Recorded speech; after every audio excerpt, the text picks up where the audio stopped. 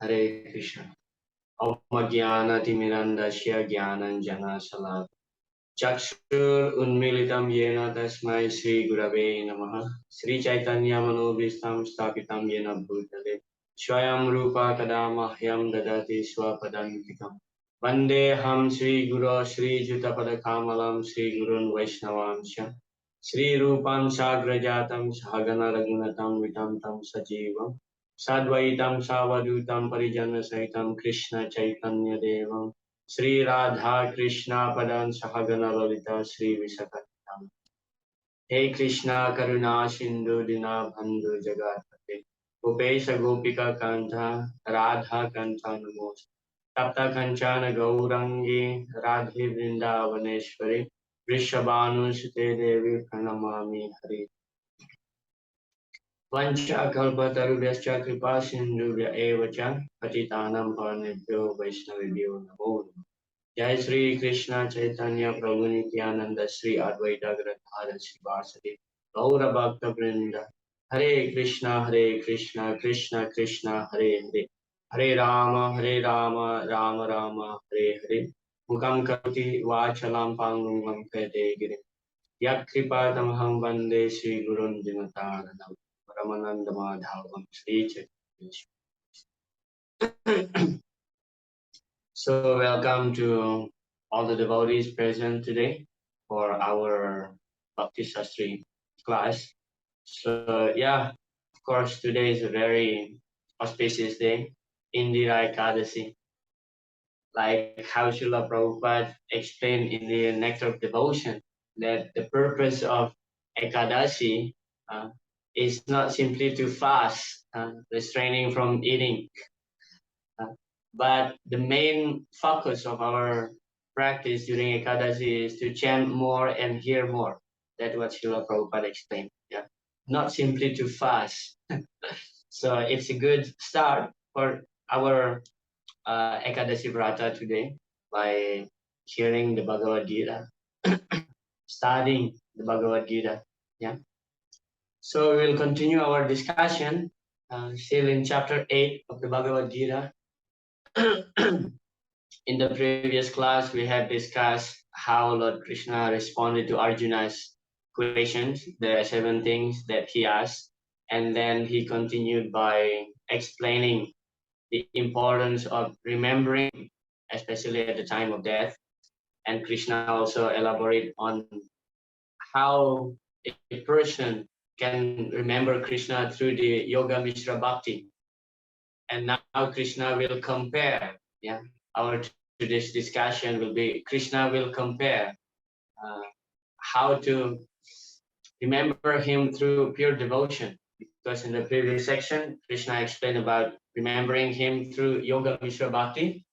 And now Krishna will explain about how to remember him through pure devotional service. And after that, Krishna will explain about the material and spiritual sky, giving comparison. And on the last part of the chapter, Krishna will explain about the supremacy of pure devotional service. Yeah. I remember in the previous class, we had some discussion regarding in the other sampradayas, such as Sri sampradayas, like they say that if you don't remember Krishna, still you can get liberation provided that you have to perform some service. Well, the final verdict of the Bhagavad Gita is that unless you remember Krishna at the time of death, you cannot attain his abode. And service actually meant to help us remember Krishna. Yeah. So in some circumstances, if some devotees cannot remember Krishna at the time of death, but if he is sincerely serving Krishna throughout his life, so Krishna will remember him, because Krishna is actually, he's a person who doesn't want to be indebted. He's always looking for opportunity to reciprocate with his pure devotees, yeah, because he is the Bhaktavatsala. Bhakti Vyo Bhaktavatsala.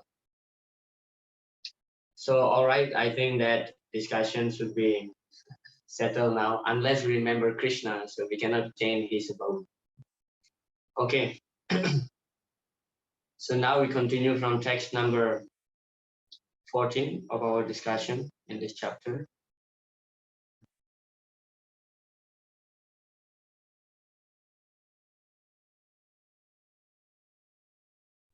So there are three topics. First one, from 14 to 16, pure devotional service, how to remember Krishna through pure devotional service, and then Krishna compare material and spiritual worlds, and supremacy of devotion in attaining the Supreme. So this is also another classic verse in the Bhagavad Gita. Prabhupada would quote this verse quite often. Ananya chetasa tatam yomam smarati nitya saha tasyaham sulabhapata nitya yuktasya yogina. It's easy, Krishna says. It's easy. Sulabha means easy. Translation, for one who always remembers me without deviation. So Ananya, Ananya means without deviation. Prabhupada would say unalloyed, means only purely devotional service. I am easy to obtain, O son of Pritha, because of his constant engagement in devotional service. So if we remember the first verse of the 7th chapter of the Bhagavad Gita, where Krishna mentioned that Maya asakta mana partha, Maya asakta. So just to attach and develop our attachment, our mind, connect to Krishna. Maya asakta mana partha. So use our mind to think about Krishna. So, and here in the second line of the verse mentioning Smarati Nitya Saha, always remember, always remember. So that's how devotional service is, to remember Krishna. So whatever we do, whether we chant, we read, we hear, we perform some even menial services in the temple, for example, like cleaning the floor, cleaning the toilet, that should help us actually to remember Krishna. Yeah, Smarati, remembering Krishna, and it should be Nityasaha. Prabhupada would say 24 hours. Prabhupada explained the special qualification of pure devotee is that he is always thinking of Krishna without deviation and without considering the time or place. There should be no impediments. He should be able to carry out his service anywhere and at any time. Some say that the devotee should remain in holy places like Vrindavan or some holy town where the Lord lived. But a pure devotee can live anywhere and create the atmosphere of Vrindavan by his devotions. A pure devotee cannot forget the Supreme Lord for a moment. And similarly, the Supreme Lord cannot forget his pure devotee for a moment. You see? This is the great blessing of the Krishna conscious process of chanting the Mahamantra. Yeah. Hare Krishna, Krishna Krishna, Hare Hare, Hare Rama, Rama Rama, Hare Hare. So it's very interesting here that, as what Srila Rupa Goswami advises us, that Mathura Bhasha, one of the 5 most important angas, amongst the 64 angas of bhakti, there are 5 most potent. Amongst those 5, Mathura Bhasha is to live in the holy place, such as Mathura, Vrindavan, or Mayapur, Jagannath Puri, anywhere, where Krishna has performed his pastimes in the past. But interestingly, Srila Prabhupada mentioned here, because of the devotees' consciousness, always thinking about Krishna. So of course, it is advised to live in holy places such as Mathura, but a pure devotee can create the atmosphere of Vrindavan, the atmosphere of Vrindavan, and wherever he lived, that place will become a dham, holy place, because the body of the devotee itself is considered to be a walking holy place. Bhavadvida Bhagavata Tirtha Bhuta Swayam Vibhu Tirthi Kurvanti Tirthani Svanta Sina Gadabrita. So Tirthi Kurvanti Tirthani. So wherever he walked, actually that place becomes a tirtha, a holy place. Because the body of a pure devotee is actually transcendental. Why transcendental? Although it is made of material elements, but when that material element connected to Krishna, that becomes Krishna eyes. Srila Prabhupada would use this word, We don't find, of course, this word in the English dictionary, Krishna eyes. That means like spiritual eyes. So it's Krishna eyes. That means it becomes Krishna's. It becomes fully transcendental. Prabhupada once asked his disciples. So he was holding a flower. Probably you have heard this passage. He was holding a flower, and then Prabhupada asked his disciples, so this flower, material or spiritual? Of course, there are two different answers, from different devotees. Oh, Prabhupada, this flower made of material elements, so it's material. And some other devotees saying that Prabhupada, depend on, if it is offered to Krishna, it becomes spiritual. If it is not offered, so it's remain material. And Prabhupada said yes. Prabhupada was holding the flower, saying that because this flower already touched the lotus feet of Krishna, so it becomes spiritual. So that was Prabhupada's version. So whatever connected to Krishna, that becomes spiritual eyes. So also this material body, although it's made of material elements, Therefore, never consider the body of a pure devotee, or especially the body of spiritual master, to be material. Because first of all, he's the manifestation of the Paramatma. The Chaita Guru who comes out becomes the living Guru, and the spiritual master constantly engaged in Krishna's service. So that's how we should see the body of spiritual master. Although, as Rupa Goswami nicely giving the analogy in the Upadesmrita, sometimes the body of a pure devotee seems to be like contaminated, full of disease. But just like Ganga, although sometimes during the rainy season some bubbles may appear, but Ganga is Ganga. Whoever gets in touch with Ganga will get purification, because Ganga is always pure. So that's how we see the body of a devotee. So because of his consciousness, just like Srila Prabhupada, he traveled all over the world, and he creates actually Vrindavan in different parts of the world. Like in the West Virginia, we have New Vrindavan. In France, we have New Mayapur. So things like this, pure devotee can turn any part of the world to become holy place. And Srila Prabhupada glorified this his followers' consciousness. This is the advantage of being in Krishna consciousness movement. And what is the main reason? The main reason, because we constantly engage in the chanting of the holy names. That holy name is the Chintamani, Nama Chintamani Krishna. That will turn our consciousness so much potent in this Mahamantra. So Nitya Smarati, always thinking about Krishna.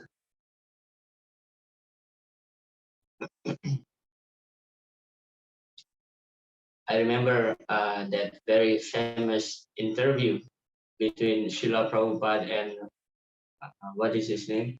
Joe Pine, I think his name is Joe Pine, the one with the curly hair.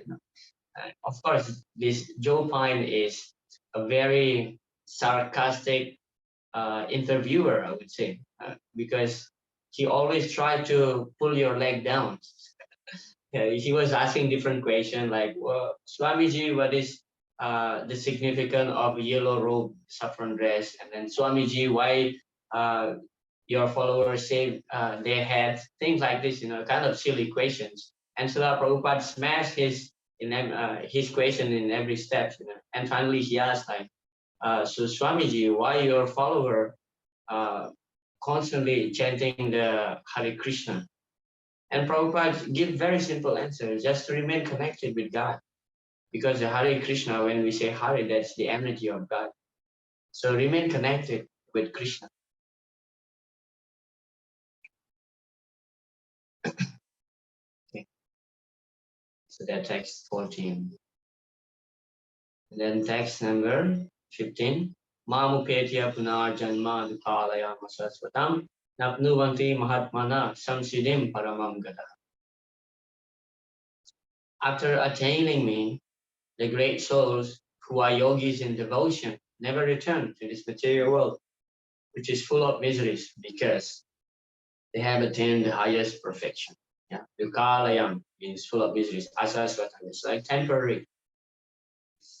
Srila Prabhupada explains, since this temporary material world is full of miseries of birth, old age, disease, and death, naturally, he who achieves the highest perfection and attains the supreme planet, Krishna Loka, Goloka Vrindavan, does not wish to return. The Mahatmas receive transcendental messages from the realized devotees and thus gradually develop devotional service in Krishna consciousness and become so absorbed in transcendental service that they no longer desire elevation to any of the material planets, nor do they even want to be transferred to any spiritual planets. They only want Krishna and Krishna's association and nothing else. That is the highest perfection of life. So yes, this world is full of miseries, and by pure devotional service, a person can attain the supreme abode. And it's like jail, you know. If a person is intelligent enough, so once he enters the jail, as soon as he comes out, he doesn't want to return again to the jail. Of course, we find in this world, like there are some people, they went through, you know, like entering and come out, entering, come out the jails for probably many, many times. But an intelligent person, of course, he doesn't want to return to the jail again. You know? Regarding this verse, many times some devotees asking me personally that, Prabhu, originally speaking, you know, we are from the spiritual world. And this verse mentioning that those who attain Krishna's abode will never return to this material planet again. But we are all coming from the spiritual world. So how is it? So how is it? So the response is that, yes, we are all from spiritual world, but somehow or other we develop some envious nature toward Krishna while being there. And in the spiritual world, there's no place to exhibit our envious nature. So naturally, Krishna gives us this place for us actually to learn.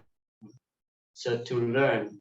So this sloka is for a person who already get in touch originally from the spiritual world, and then somehow or other he fell down to this material world, and then just to teach the fallen soul how Krishna teach us through Maya. Actually, we are constantly kicked by Maya every step. Yeah, padam padam yadvi padam.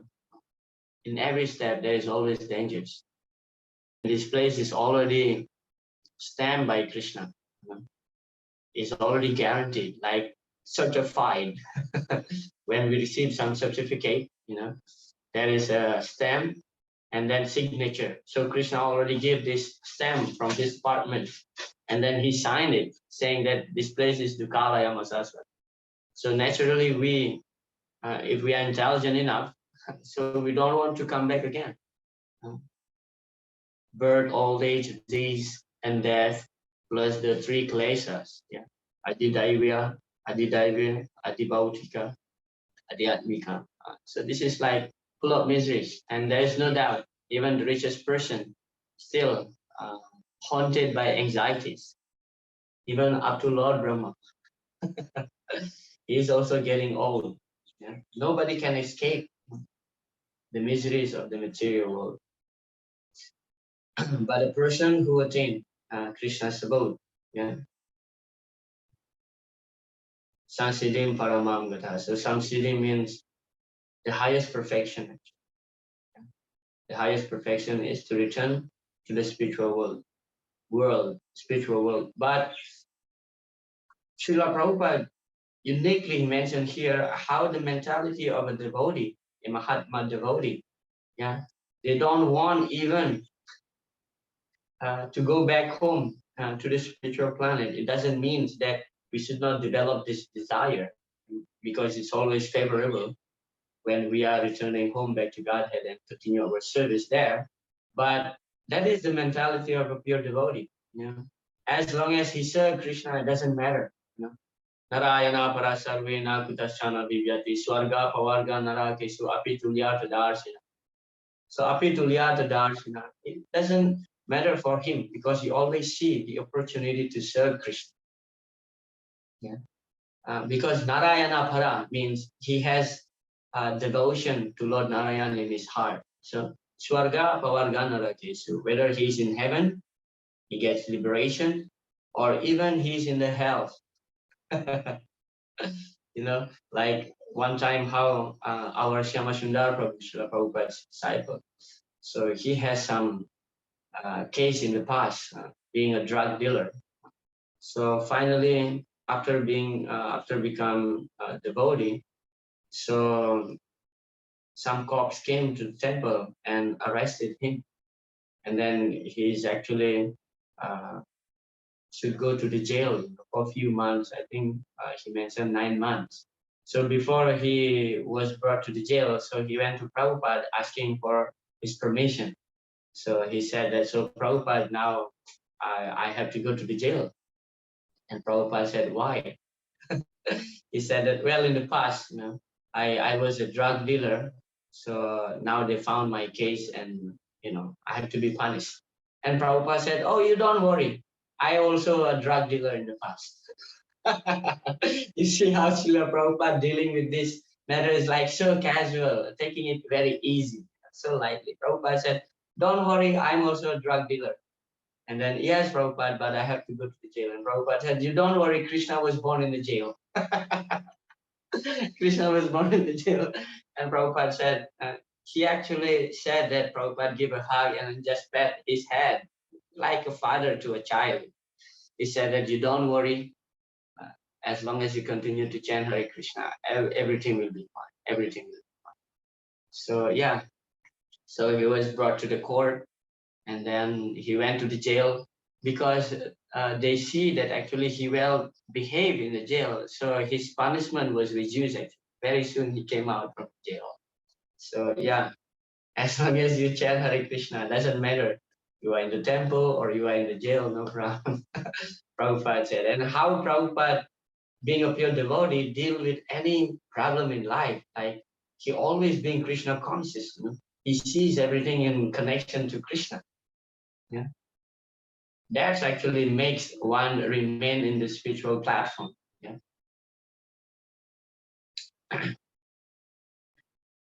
And this is also a classic verse. Yeah. Abrahma bhuana loka punaravartino arjuna mamupetya tu kauntya punarjanma na vidyati. From the highest planet in the material world down to the lowest, all are places of misery wherein repeated birth and death take place. But one who attains to my abode, O son of Kunti, never takes birth again. Punarjanma na vidyati. Prabhupada explained those who attain the highest material planets, the planets of demigods, are again subjected to repeated birth and death. Yeah, this is confirmed in the next chapter. Yeah, where Krishna mentioned that. How is that verse?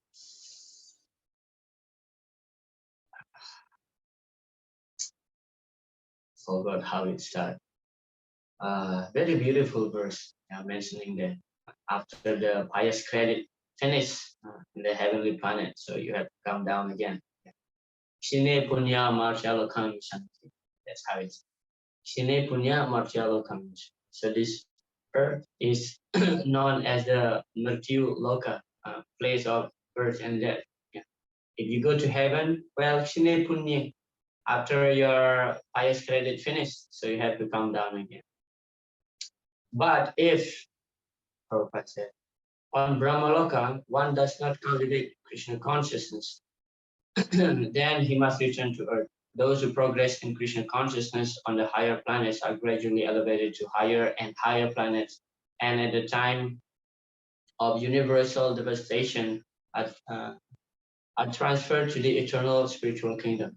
So this is the the fact here is that there is an explanation that if one develop his spiritual consciousness, so when he attend higher planetary system, and if in that place he still developing his spiritual consciousness, spiritual practice, so he will be gradually upgraded, finally up to the spiritual world, like to the Siddhaloka and then to Satyaloka in the planet of Brahma.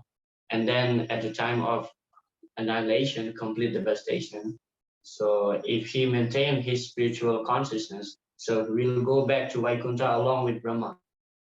But if he simply enjoy the result of his material piety on the higher planetary system, so that makes him return again to this Earth planet.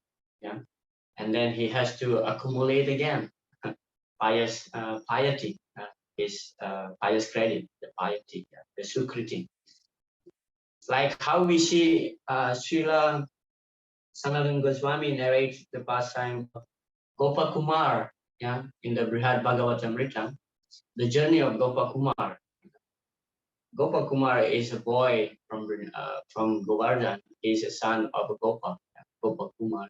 So how he goes to higher planetary system, like first he went to Indraloka, and then he found like, wow, this place is so much upgraded than the earth.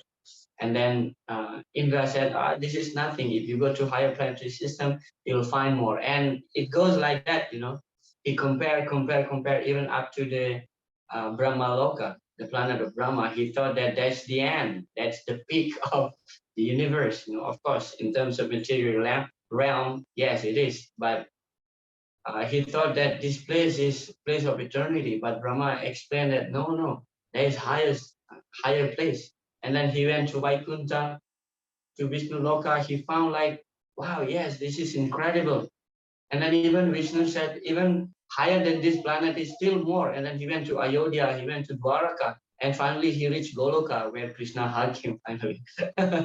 Yeah, so this is the system. If you maintain your spiritual consciousness, yes, gradually you can go back to the spiritual world. But if you just go to the higher planetary system to enjoy the piety of your previous activities, then you have to come down again. Of course, Srila Prabhupada mentions here the final devastation, because there are two types of annihilation. Yeah, one is partial annihilation, and the other one is full annihilation. So partial annihilation is that when Lord Brahma goes to sleep every day, when he goes to sleep during his night, so whatever planetary system below his planet will be destroyed. When he wakes up, he will create again. And that's partial devastation. And then full devastation, complete devastation, when he ended his 100 years of age. So that's,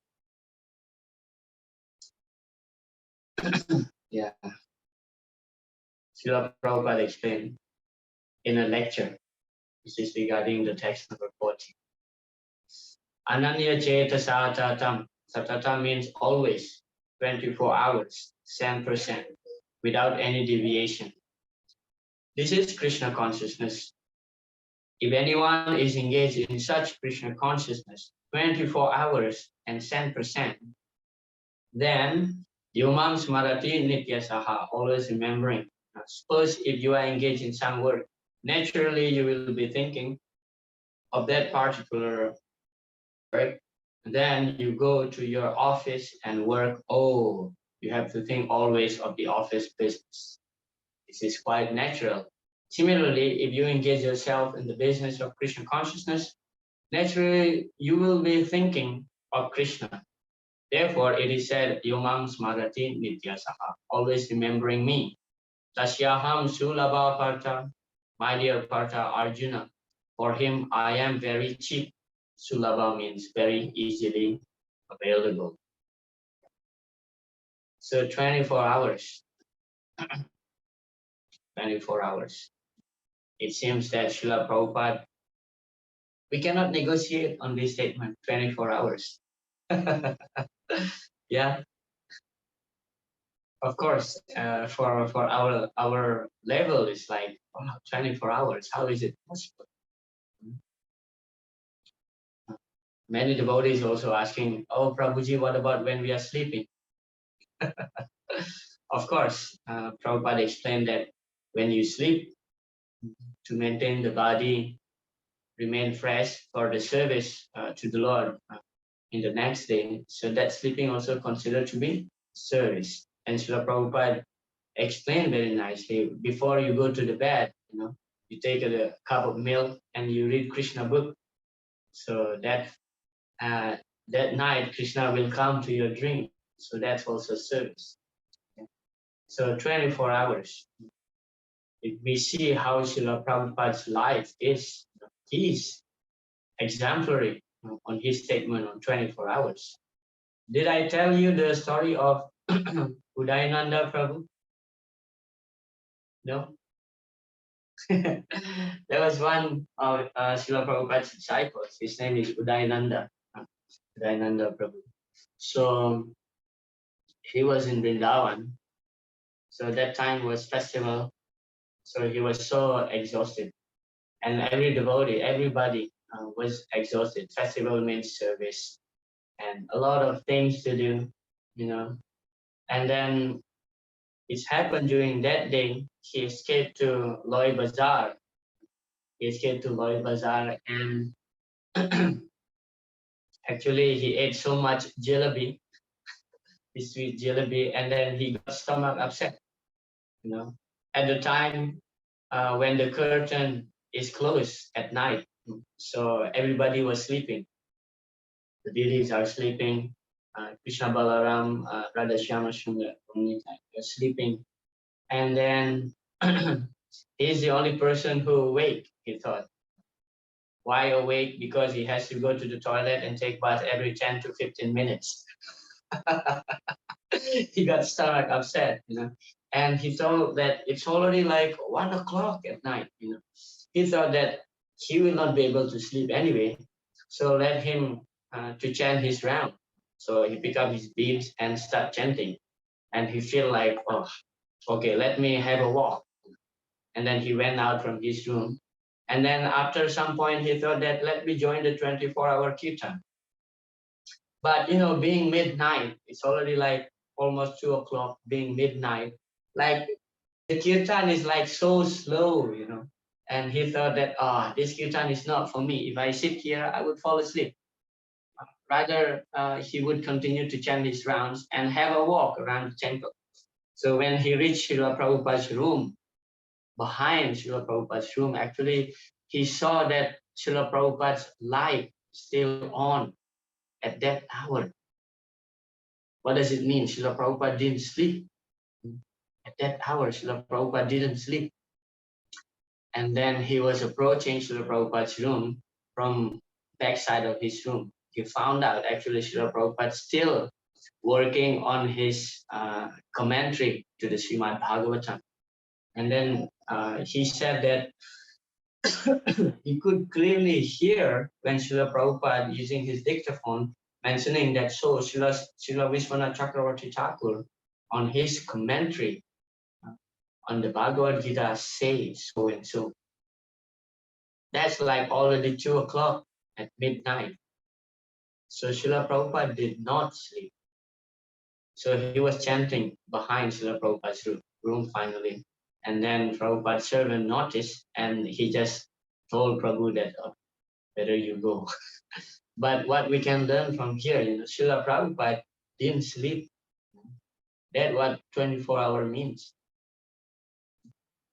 So, yeah. Meanwhile, everybody was sleeping. Srila Prabhupada did not sleep. And yeah, there was one devotee also, his name Kishore Prabhu, Prabhupada's disciple. He happened to be Prabhupada's servant. And then at 10:30, so after he prepared Srila Prabhupada's bed, so now he preparing his simple bed, just a mattress and all, and mosquito net. He's actually sleeping just opposite of Srila Prabhupada's room. So he saw that time at 10:30, Srila Prabhupada still writing. So he thought that, okay, Srila Prabhupada will continue maybe just 30 more minutes and then he will take rest. So he slept. Yeah. And then the next morning, he woke up at 4 o'clock for Mangala Arati. He still finds Srila Prabhupada writing. So he asked Srila Prabhupada, you didn't sleep? Prabhupada said, yes, I don't sleep because I cannot sleep. Prabhupada said, cannot sleep. So that was Srila Prabhupada dedication. And that's what 24-hour means. So, yeah. When Srila Prabhupada mentioned 24 hours, he actually really meant it. He literally speaking, saying that 24 hours. So this is Yumam Smaratin Nityasa. So that's how we remember Krishna through pure devotional service. Yeah. Because it's easier for us to remember Krishna through devotional service, because that service itself is actually enable us to connect our mind to Krishna. But through Yoga Mishra, it's like really difficult. You have to control your breathing process, your posture, your sitting posture. It's troublesome. It's already explained by Krishna in the 6th chapter to Arjuna. And Arjuna himself saying that, oh, it's not possible. Suchao, they say you have to go to a secluded place like this. Nowadays, where we can find secluded place?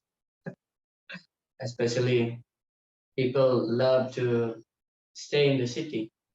City life is noisy life. Yeah, difficult. So that's Krishna's comparison between remembering him through devotional service and through Yoga Mishra Bhakti. Of course, we can conclude that Tasyaham Sulabha, very easy, Sulabha, very easy, very cheap, very easily we can attain Krishna through pure devotions. Okay. And then now Krishna will compare the material and spiritual world. Yeah. The material world is miserable and temporary, as illustrated by the constant cycle of universal creation and destruction. By hearing this description, one gains detachment from this world. In verses 20 to 22, the eternal nature of spiritual world is described, as well as the means to attain it. Pure devotion, pure devotional service to Krishna. Yeah. So now, here Krishna is explaining about the Kala Tattva, one of the 5 main topics discussed in the Bhagavad Gita. Sahasra Yuga Paryantam Aharyad Brahmano Viduhu Ratrim Yuga Sahasrantam Teho Ratra Vido Jana. By human calculation, 1,000 ages taken together form the duration of Brahma's one day, and such also is the duration of his night. So Sahasra Yuga means 1,000 ages. 1,000 ages. Prabhupada explained, a kalpa is a day of Brahma, and one day of Brahma consists of 1,000 cycles of 4 yugas.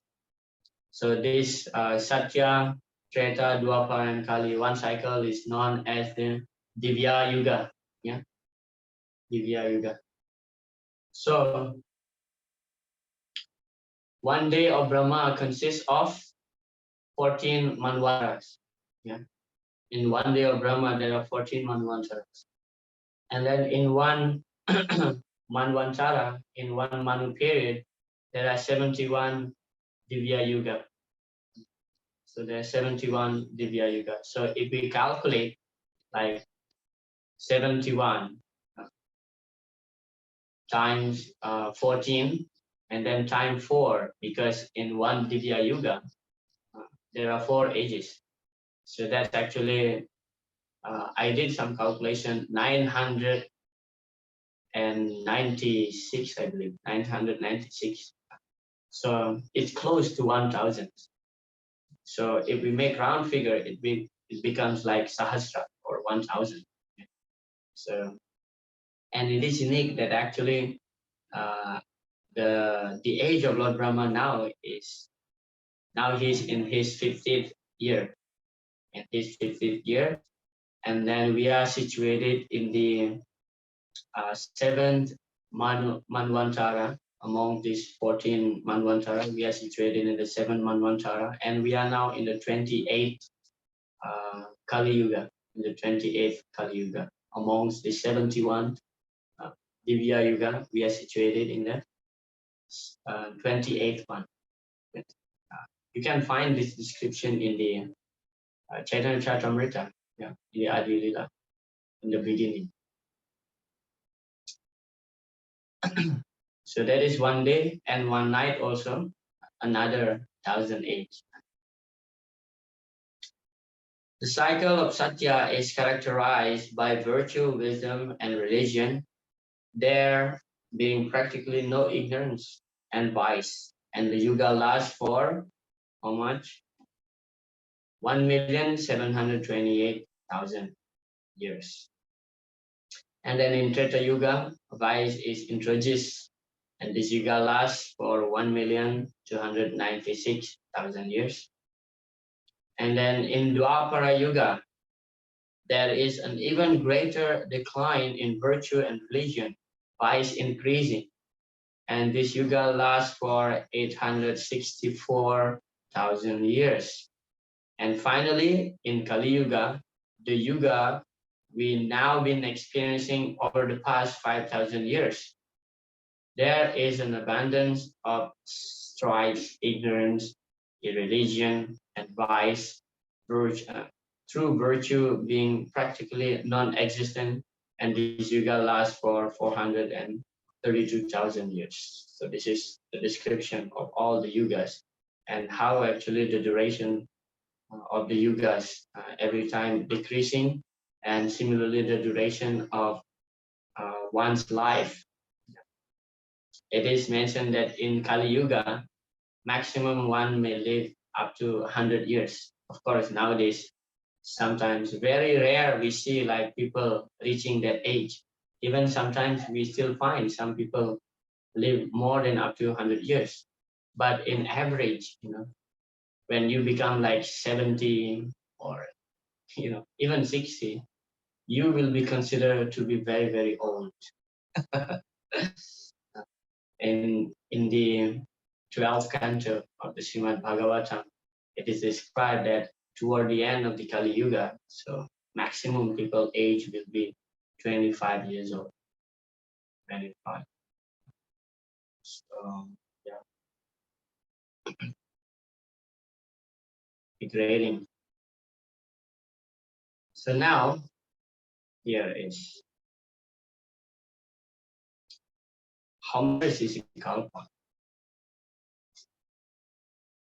According to our earthly calculation. So these years, 4,320 billion years is considered to be 12 years of Brahma. 12 hours of Brahma. These 4 yugas rotating 1,000 times comprise one day of Brahma, and the same number comprise one night. So one day, 24 hours of Brahma, this number times 2. Yeah. So this 8,640 billion years. That's just 24 hours of Brahma. Brahma lives 100 of such years and then dies. So 1 year is 360 days. Yeah. And then times 100. So this is the figure that we find here. Yeah. 311 trillion and 40 billion Earth years. So this is the lifespan of Brahma. And everybody is aspiring to live as long as possible in this material body. Imagine if we can get these years in our life. But what is the point? Prabhupada explained, by these calculations, the life of Brahma seems fantastic and interminable, means unstoppable. But from the viewpoint of eternity, it is as brief as lightning flash. In the casual ocean, there are innumerable Brahmas rising and disappearing like bubbles in Atlantis. So yes, the lifespan of Brahma is fantastic, but compared to uh, time of eternity, it's just a second. One time breathing for Lord Mahavishnu, that's it. Brahma's age is finished. So the point here is that the duration of one's age doesn't really matter. The most important thing is that how we utilize while living in the body, especially in the human body, because that determines our future. Yeah. So this is the lifespan of Brahma. Yeah. 311 trillion and 40 billions Earth years.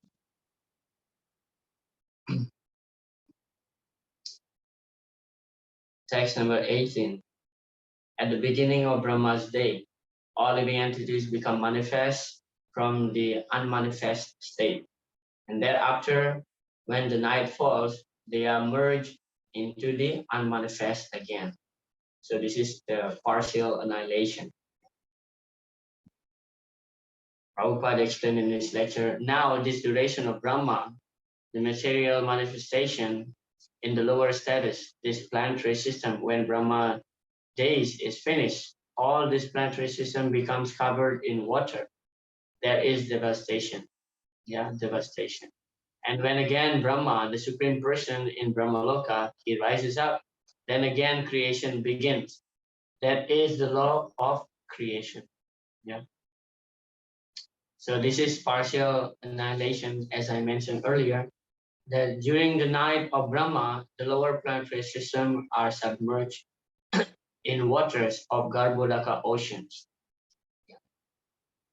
And complete devastation, all the planetary systems are destroyed, including Brahmaloka. Living entities enter in body of Mahavishnu and remain in mystic slumber for a very, very long time. So we see actually, if we study the creation after Lord Mahavishnu, yeah, Karanakasai Vishnu exile, breathe out. So innumerable universes appear, and then in each universe, Lord Garbhodakasai Vishnu enters. And just like inside the room, just like inside the room, it's completely locked up, no air circulation. So the Lord now began to sweat, and half of the universe filled up with his sweat. But his sweat is not like our sweat. His sweat is milk. Yeah, so half of the universe is filled up by his sweat. And then from his lotus navel appeared this lotus flower, where Lord Brahma born. Yeah. And of course, he was confused. And then Lord Vishnu appeared, and that's the time where Lord Krishna, Lord Vishnu, gave the Chatusloki Bhagavatam. Yeah. Evasam eva hega, evasam evam, eva grinan yad yad sat asad param. Paschad aham yad etacha so vasishyeta so smyaham. So where he mentioned that in the beginning there's nothing exists except me. And now everything exists maintained by me. And at the time of annihilation, so nothing will exist again, but I will remain exist. So it is described that every time Lord Brahma sleep, so partial annihilation takes place. So up to the his planet, just below his planet, the universe is covered by water, by the sweat of Garbhodakasai Vishnu. And then when Lord Brahma wakes up in the morning, it is described that every time he wakes up, Lord Brahma forget again how to create. So Lord Krishna should appear and instruct him again how to create. So that means every day Krishna would come to Brahma and tells him how to create again. Yeah. And of course, during the annihilation, so all the living entities enter into the body of Mahavishnu, yeah, in the mystic slumber. We sleep there in our unmanifested state. Text number 19. Again and again, when Brahma's day arrives, all living entities come into being. Come into being means exhibiting the activities, because we are eternal. And with the arrival of Brahma's night, they are helplessly annihilated. Srila Prabhupada's purport. During the time of Brahma, they can exhibit their activities on higher and lower planets within this material world. But at the coming of Brahma's night, they are all annihilated. In the day, they receive various bodies for material activities. And at night, they no longer have bodies, but remain compact in the body of Vishnu. Then again, manifest at the arrival of Brahma's day. Bhutva bhutva praliyate. During the day, they become manifest, and at night, they are annihilated again. Ultimately, when Brahma's light is finished, they are all annihilated and remain unmanifest for millions and millions of years. And when Brahma is born again in another millennium, they are again manifest. But those intelligent persons who take to Krishna consciousness use their human life fully in devotional service of Lord, chanting Hare Krishna, Krishna Krishna, Hare Hare, Hare Rama, Rama Rama, Hare Hare. Thus, they transfer themselves, even in this life, to the spiritual planet to Krishna of Krishna, and become eternally blissful there, not being subject to such rebirths. Okay. So this purport is very, very clear. Yeah. Prabhupada said that those those who are intelligent, who possess the human form of life, jivasya tattva jigyasa nartha yacheha karmati. So this is the purpose, the opportunity when we get the human form of life. Jivasya tattva jigyasa, inquiring about the absolute truth. Yeah. Nayam deho deha bhajan riloke kastan kaman arhati vidbhujam ye. So Nayam Deho Deha, Vishwabhadev explained that this material body, this human form of life, Nayam Deha, is not meant for sense gratification. With Bhujam Ye, he said that because sense gratification even available for the with Bhuja, means the stool eater, the dog, the pig, sense gratification is also available for them. But as human, we should utilize this human form of life for higher purpose. Tapo divyam putra kayena satyam sudhya dyasmat brahma saukyam swanata. This human form of life, he mentioned that tapo divyam is meant for tapo divyam, performing transcendental austerities. Yeah. Not the austerities like how the Mayawadis do, simply torturing the body, but our austerity is tapo divyam. Srila Prabhupada explained what is tapasya means. Tapasya means willingly accept, trouble in life for the pleasure of the Lord. So our tapasya is not dry tapasya, just to torture the body, no. But our tapasya is for the pleasure of the Lord. And then Brahma Sakyam to Anantam. That's how we can become happy from Brahma Sakyam. That is Chapala Sukha means material happiness which is flickering. And then Brahma Saukya, that transcendental happiness derived from devotional service. And then what is the nature? To Anantam. It lasts for forever.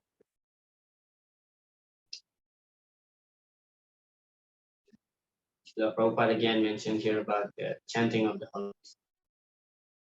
So here it is. Yeah. During the day we exhibit ourselves, and then at night we helplessly fall asleep. Yeah. unmanifest. Text 20. Yet there is another unmanifest nature, which is eternal and is transcendental to this manifested and unmanifested matter. It is supreme and is never annihilated. When all this world is annihilated, that part remains as it is. So unmanifest here, yet there is another unmanifest, means unmanifest from our vision. That means the spiritual world. That spiritual world is not like how we experience here, manifest and unmanifest, again manifest, unmanifest. That spiritual world is eternally manifested. And when Krishna mentioned here, there is another part of the world which unmanifest, that means unmanifest from our vision. Because from the total creation, because the spiritual world is also creation, but from the total creation of Krishna's creation, the 3/4 of his creation is the spiritual sky. So this material creation is just 1/4 of his creation. So like spiritual world is like way bigger than this material universe. The material universe is just like the jail. The jail is just small part of a country meant for criminals. So we are all criminals. Srila Prabhupada in one place mentioned that even Brahma is also criminals.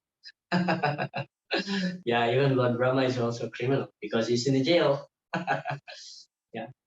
So the spiritual world is 3/4 of the total creation. So it's way bigger.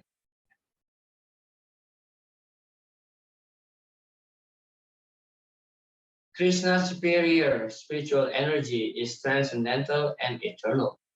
It is beyond all the changes of material nature, which is manifest and annihilated during the days and nights of Brahma. Krishna's superior energy is completely opposite in quality to material nature. Superior and inferior nature are explained in the 7th chapter. Para and apara prakriti, we already discussed that.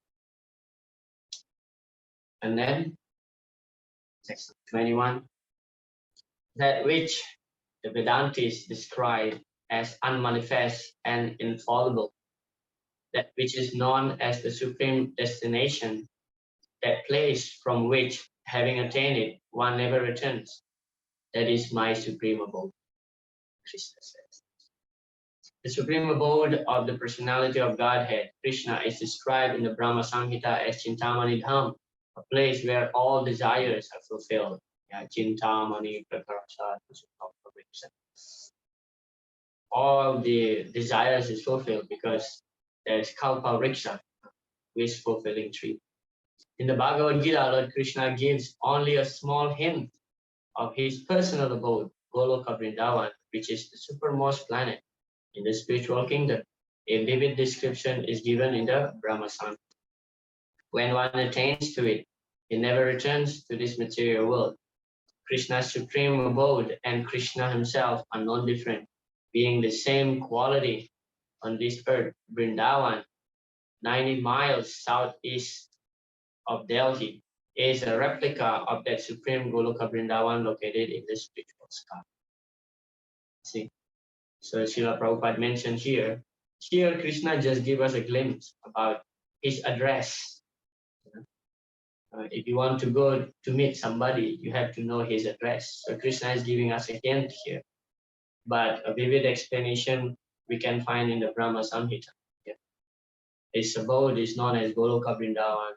Shreya Kanta Kanta Parama Purusha Kaupataravu Druma Bhumischintamani Dhanamayi Toyam Amritam Kathaganam Natyam Gamanam Api Vamsi Priya Saki Chidananam Jyoti Paramapi Tadaswadam Apicha. So that place is, Chintamani. The earth is gem, not the soil that we find here, not the dirt that we find here. It's Chintamani. And then Kathaganam, Natyam Gamanam Api Vamsi Priyas. Everybody is attracted by Krishna's flute. Kathaganam. Every word is a song and every step is a dance. How beautiful it is. Here, every step is miseries. There, every step is a dance. Yeah. So that abode, Goloka Vrindavan, is the supreme, the topmost abode in the spiritual sky. Even in the spiritual sky, there is hierarchy. Yeah. And of course, Srila Prabhupada mentioned here in his purport that actually the Homa Vrindavan is not different from Goloka Vrindavan. Yeah. But then, how can we really perceive? If you think now, well, of course, for a devotee, that place is, we can appreciate it to be a spiritual place. Yeah, but for non-devotees, like if we see from the material point of view, like smelly, dirty, the monkeys are attacking, and the rickshawala will cheat you. Yeah. So how can we perceive that uh, Homa Vrindavan as good as Goloka Vrindavan, the spiritual abode? Is through our consciousness. Yeah, we have to hear the Vrindavan Mahatmya, yeah, the glories of Vrindavan. Otherwise, when we go there, immediately we would commit offenses. Yeah. We would commit offenses.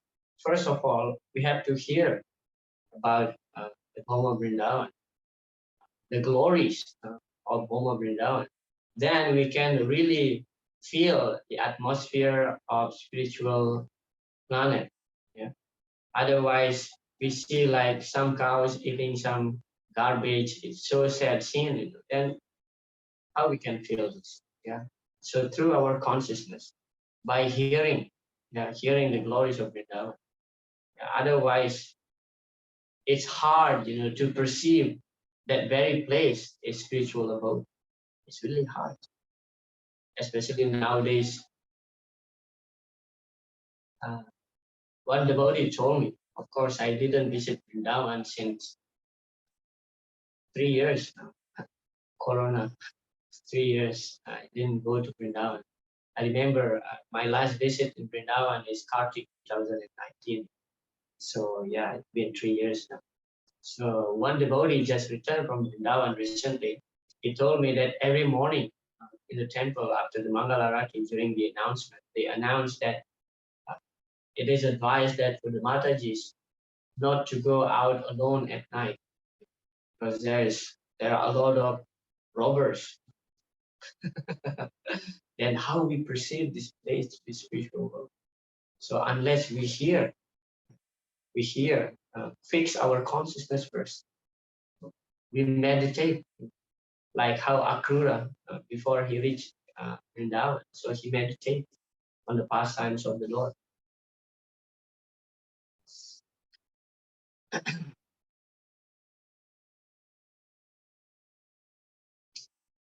And then text 22, the Supreme Personality of Godhead, who is greater than all, is attainable by unalloyed devotion.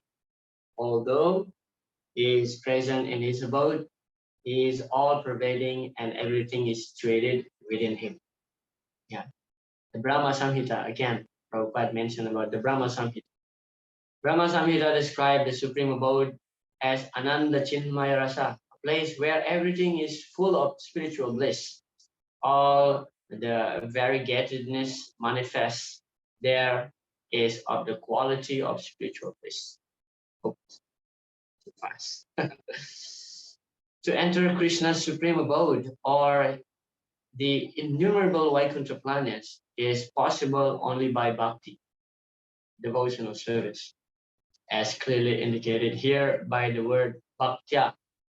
No other process can help one attain that supreme abode. Okay? So Prabhupada in his lecture mentioned, so being incapable, don't try to understand God and God's kingdom by experimental knowledge. This is foolishness. It is not possible.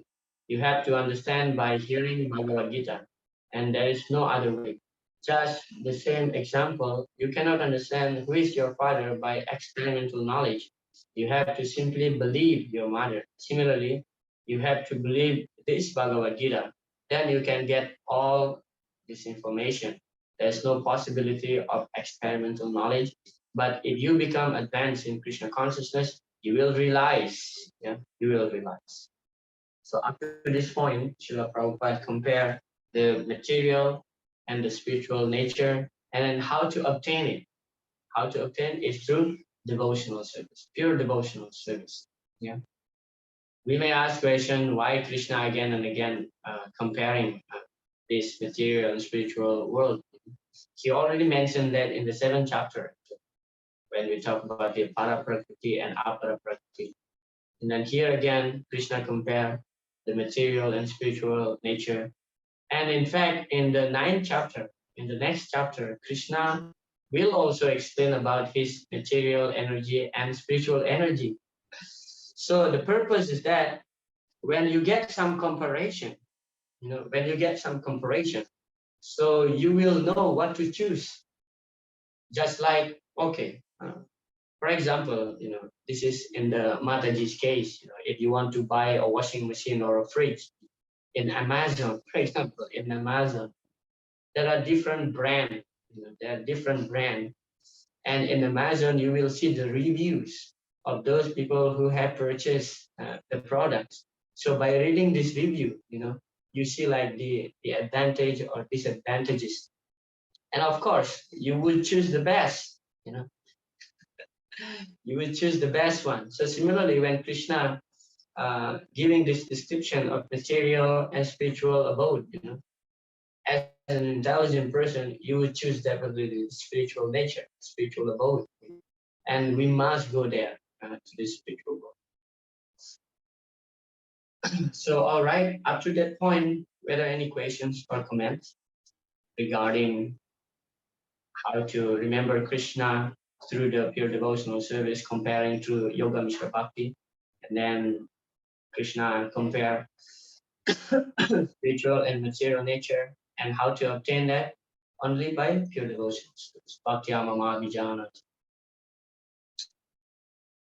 If there is no questions, we shall move just to finish up this chapter. And now the last part of our discussion is that Krishna will explain the supremacy of pure devotional service. Of course, throughout our discussions, from the beginning of the 7th chapter, Maya Sakta Mana Partha Yoga Yunjan Manasvaya. It's already devotional service. We hear everything about devotional service. The middle part of the Bhagavad Gita, about devotional service. Again and again, we will hear about devotional service. Okay, the supremacy of devotion in attaining the Supreme.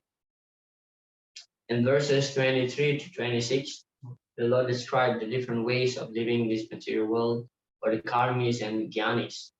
But Krishna's devotees need not worry about this path, because simply by engaging in devotional service, they attain the beneficial results of all paths and at the end reach the supreme destination. The last 2 verses. By hearing the middle 6 chapters of Bhagavad Gita, in the association of devotees, one gets the benefit of performing all sacrifices, penances, etc. And one progresses from anatta nivritti to pure love of Krishna. Okay. So in this section, we will see Krishna also will explain about living the body during darkness and light. There are some period like Uttarayana that's considered to be living the body in light, in favorable time.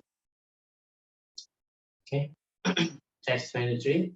Those who know the Supreme Brahman attain that Supreme by passing away from the world during the influence of the fiery God in the light at an auspicious moment of the day, during the fortnight of the waxing moon, or during the 6 months when the sun travels to the north. So this is the Uttarayana.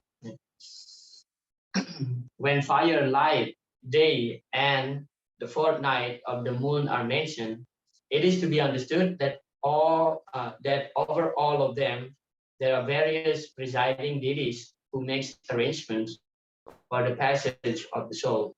At the time of death, the mind carries one on the path to a new life.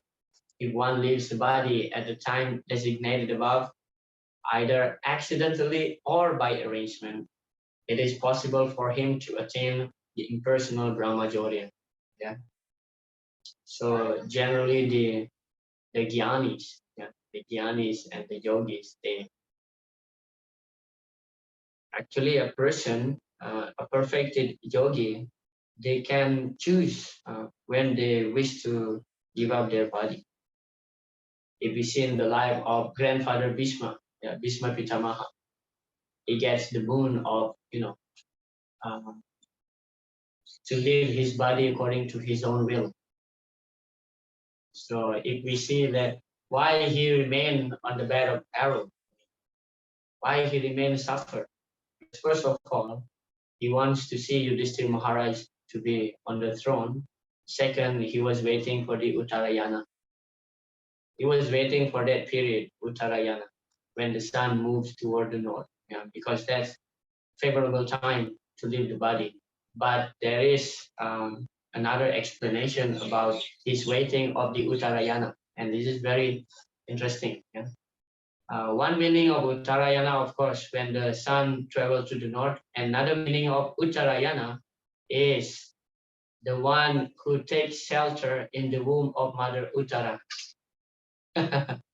Yeah, Lord Krishna is that Uttarayana, because when Parikshit Maharaj was in the womb of Mother Uttara, so Asvatthama tried to kill him using his Brahmastra. Yeah. And then Mother Uttara ran to Krishna asking for protection. So Krishna, being the super soul, he's already there inside, uh, within her heart. So he manifests himself.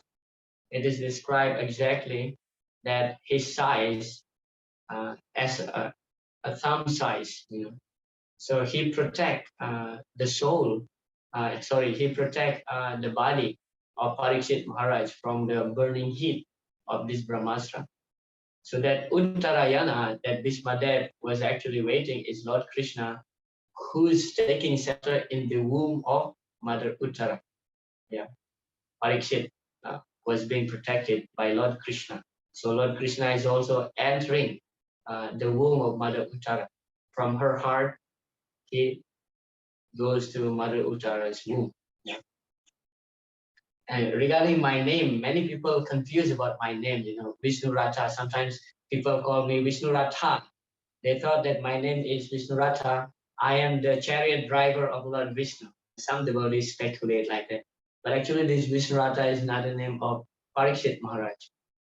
The meaning of Vishnurata is one who always protected by Vishnu.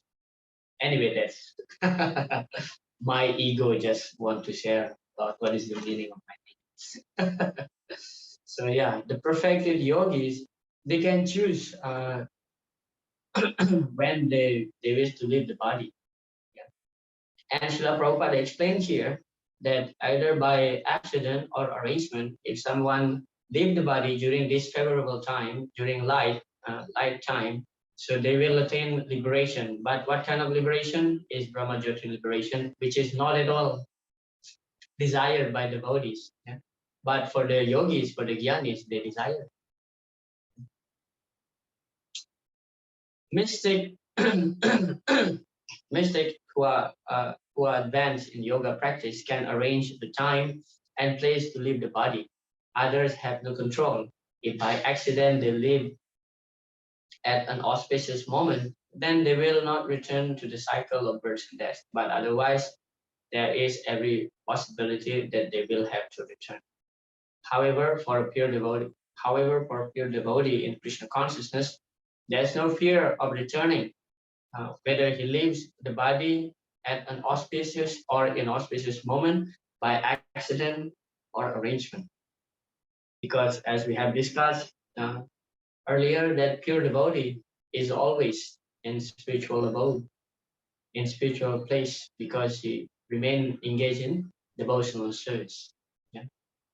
Like we see His Holiness Bhakti Charu Maharaj. Yeah. He left his body in not in Vrindavan, not in India. He was in the West.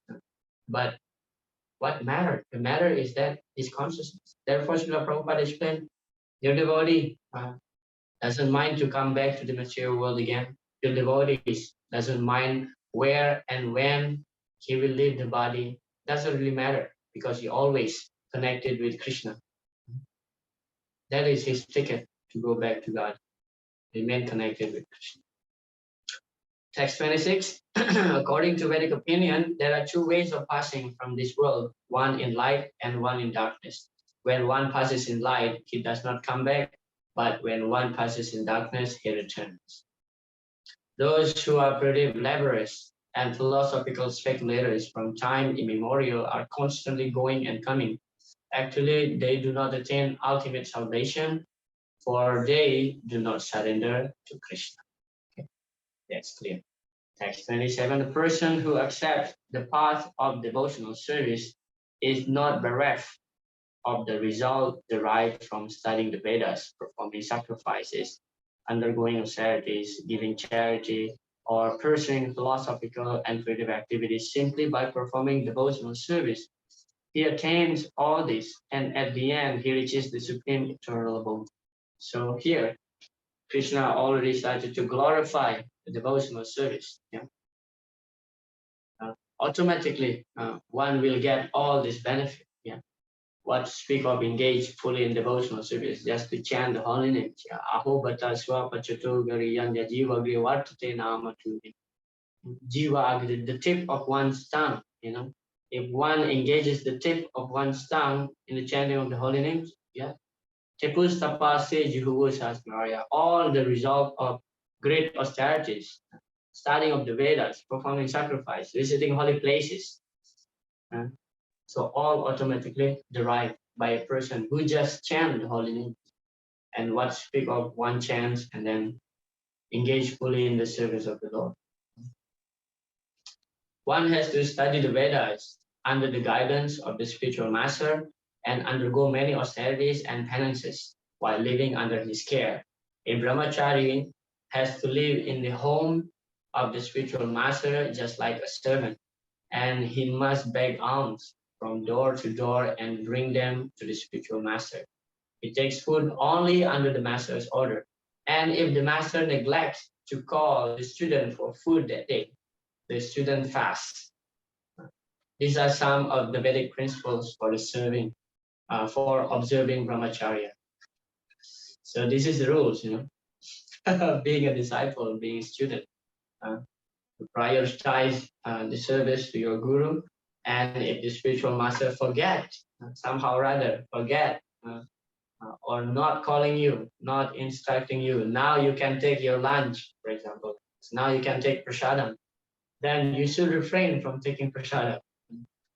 We see in the pastime of Govinda, yeah, Govinda, how he was becoming the servant of Lord Chaitanya, and Lord Chaitanya would take sumptuous feast in Jagannath Puri. You know, every day Lord Chaitanya gets the invitation from different devotees, you know, for lunch. So Lord Chaitanya, you know, after being fed sumptuously by the devotee, he said that, oh, I cannot even move, you know, I feel so sleepy. And then he just collapsed in the front of his door, you know, blocking the door. And then that is the service of Govinda when Lord Chaitanya takes nap. So he gives massage to Chaitanya Mahaprabhu. And he didn't want to stop that service. So in order to giving his massage, so he should enter the room, but Chaitanya Mahaprabhu was blocking the path. So he covered Chaitanya Mahaprabhu's body using chadar, and he just stepped over. He gave massage. And then after some time, Chaitanya Mahaprabhu woke up and he found Govinda still inside the room, staying in one corner, and asking, Govinda, what are you doing here? And he said that, well, you are there, so I cannot go out. Chaitanya Mahaprabhu asked him, did you have lunch? He said that, no, how can I have lunch? I cannot go out. Chaitanya Mahaprabhu said, well, you can go out. What's the problem? And he said that, how can I step over your body? And Chaitanya Mahaprabhu asked, how you come in? Well, I cover your body and I step over. And then Chaitanya Mahaprabhu said, why you didn't do the same? And he explained, of course, for my service, I'm ready to go to the hell. I'm ready to go to the hell, but for my own things, I will not do this. So Lord Chaitanya was so pleased with that attitude. So this is the student life, yeah, being disciples. If your guru forget to ask you, now you take prasadam, so you should fast.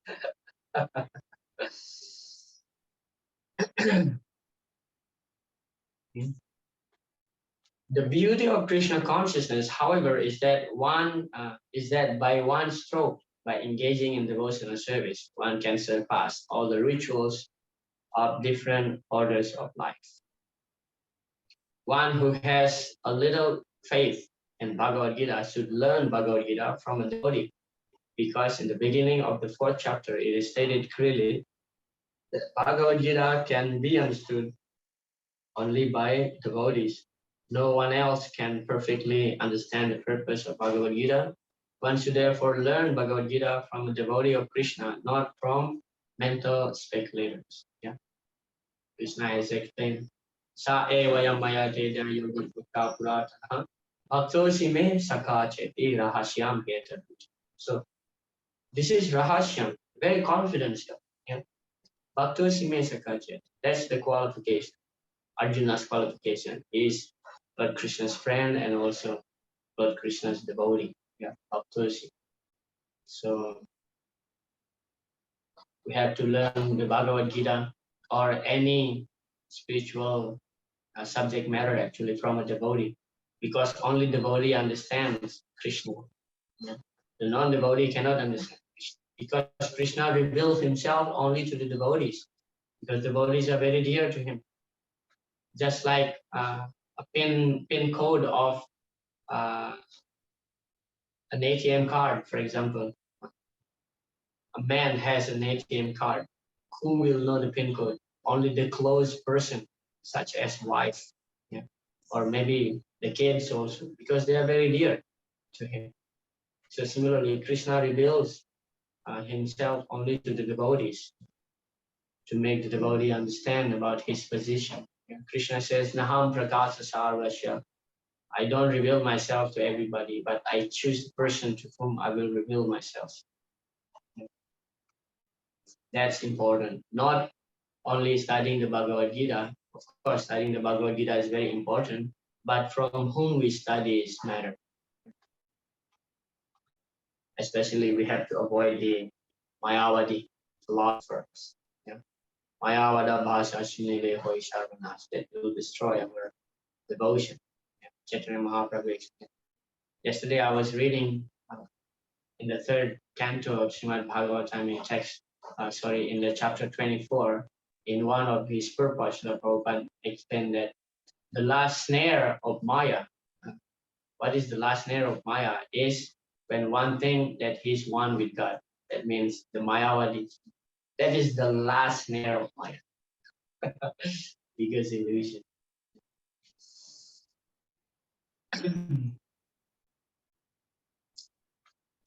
This material sky, in the lecture Srila Prabhupada mentioned, this material sky is meant for the conditioned soul, just like the prison house. What is this prison house? The prison house is a certain area of state, wall, all side walled and protected, so that the prisoners may not come. This is that is called prison, but it is within the state, within the city, under insignificant portion. Yeah. So as I mentioned, so this material world is guarded by Durga. Dur means very difficult. Ga, very difficult to cross over. So not easy to cross over because Maya Sakti, Durga is guarding you. So yeah, that's the end of our discussion. That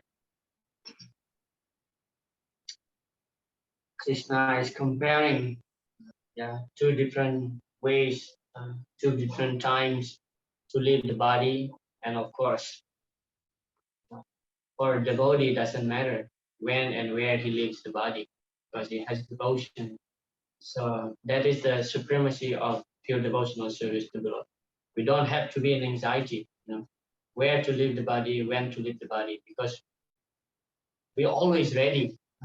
We're always ready. Keep the weapon always in our hand to fight. So we should always ready, you know. Sometimes we think that let me be serious in devotional service when I'm becoming old, you know, when I retired. You know. Now let me prioritize my life with so many different things, different stuff.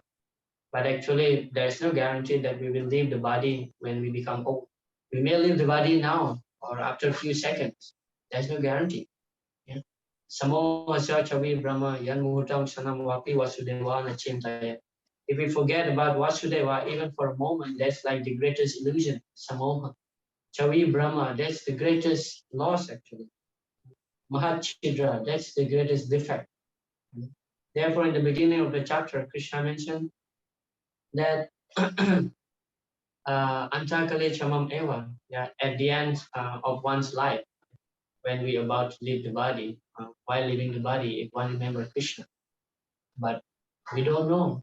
We don't get the clue when we leave the body. Srila Prabhupada mentioned when he described the first canto of the Srimad Bhagavatam, talking about the pastime of Parikshit Maharaj, he mentioned that Parikshit Maharaj is lucky, is fortunate because he get the hint that he will be leaving his body for 7 days. And Prabhupada continued, but we don't know. Will we have 7 minutes? Will we have 7 minutes? Because we don't get the information. We always think that yes, I will live for the next year, for the next few years. And we always have the plan, but we never know. We never. All right. So the title of the chapter is Attaining the Supreme. And that's how we attain the Supreme, by thinking about Him at the time of death.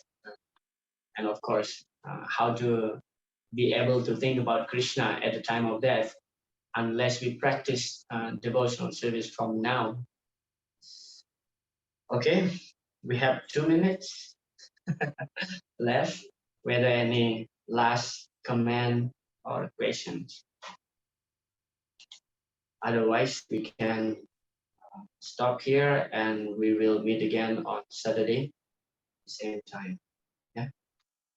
Thank you so much. Yes. Oh, there's one hand up here. Yes, Prabhu, please. Hare Krishna Prabhu. So there are different kinds of liberation, right? It is not the same liberation. I think the Sri Shrampadaya, which you explained, and the Jnanvadi and Gyanvadi, they are having different kind of desire as a liberation. Whereas for Vaishnava, the liberation is totally different, right? Yeah.